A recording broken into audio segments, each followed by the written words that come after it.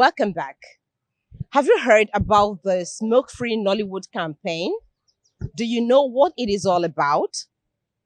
Is there any law or any part of our law, that's the National Tobacco Control Act, that talks about prohibition of smoking scenes in our entertainment industry?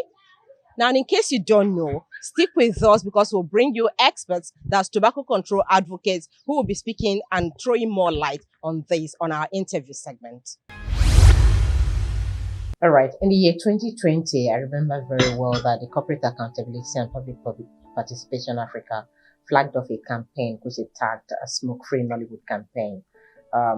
For those who have heard about it or have forgotten, and those who probably haven't heard about it, could you lead us into what exactly brought up that initiative?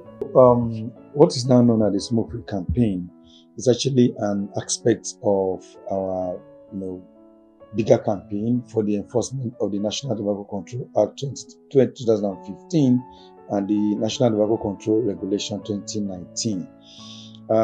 Those two, the law and the regulation, have copious provisions banning tobacco advertisement, sponsorship, and promotion that we call TAPs. And over the years, we have discovered that the tobacco industry has carefully crept into the creative industry, using them as pedestal for indirect and sometimes direct marketing of tobacco products. 1 year down the line since the campaign started, how receptive have the movie producers, for instance, been towards this campaign? Thank you for that question.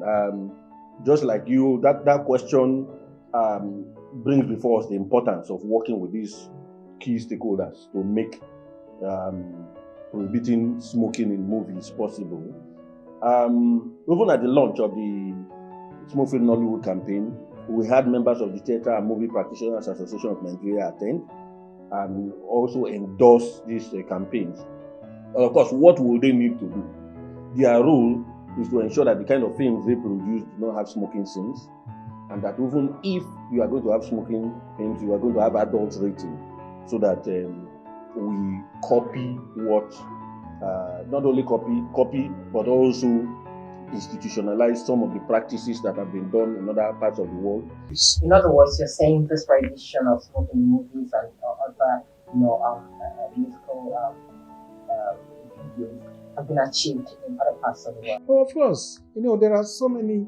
Bollywood has laws banning smoking, and that if you must smoke for what is known as artistic accuracy, that your storyline is so important that you must show someone smoking, then at the beginning of the movie, you must have to put on your screen warning messages about the harms of smoking. At that particular scene, there should be a scroll bar. So there are different variants of that law, prohibiting smoking, and if ultimately you must show for journalistic and artistic accuracy, there must be one.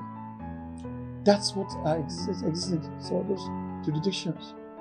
All right. So the issue of smoke-free Nollywood, is it explicitly captured in our laws? I mean, the National Tobacco Control Act, beyond the issue of a ban on advertisements. Section 12(1) of the National Tobacco Control Act is quite explicit. It talks about tobacco advertising, promotion, and sponsorship. So where you have these kind of things we've mentioned, it falls clearly on, and it's about the entertainment sector. So it is targeted at not only movies but also music videos. You've seen, and of course we see a lot of music videos that depict smoking scenes, very wild parties where people smoke.